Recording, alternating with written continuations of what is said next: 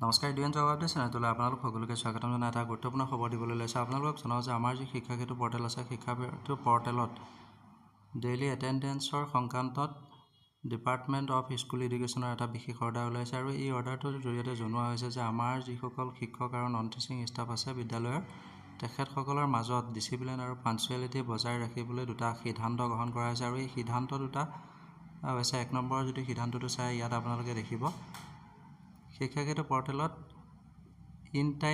বিদ্যালয়ত যি in time আছিলে, ইন টাইমৰ লগতে আউট টাইম চিহ্নিত কৰিবলৈ বাধ্যতামূলক কৰা হৈছে। অৰ্থাৎ আমাৰ বিদ্যালয়ৰ শিক্ষকসকলৰ লগতে নন টিচিং ষ্টাফসকলৰ ইন টাইমৰ লগতে আউট টাইম চিহ্নিত কৰিবলৈ শিক্ষাকেতু পৰ্টেলত বাধ্যতামূলক কৰা হৈছে। আৰু লগতে এটা কথা জনোৱা হৈছে, যদি কোনো টিচিং বা নন টিচিং ষ্টাফে মাহত দুবাৰতকৈ অধিক তেখেতসকলে বিদ্যালয়ত উপস্থিত হওঁতে 15 মিনিটতকৈ যদি বেছি পলম হয় বা বিদ্যালয়ত বন্ধ হোৱাৰ আগতেই তেখেতসকলে বিদ্যালয় এৰে, তেতিয়াহ'লে তেখেতসকলৰ আধা দিনৰ কেজুৱেল লিভ ডিডাক্ট কৰা হ'ব বুলি জনোৱা হৈছে।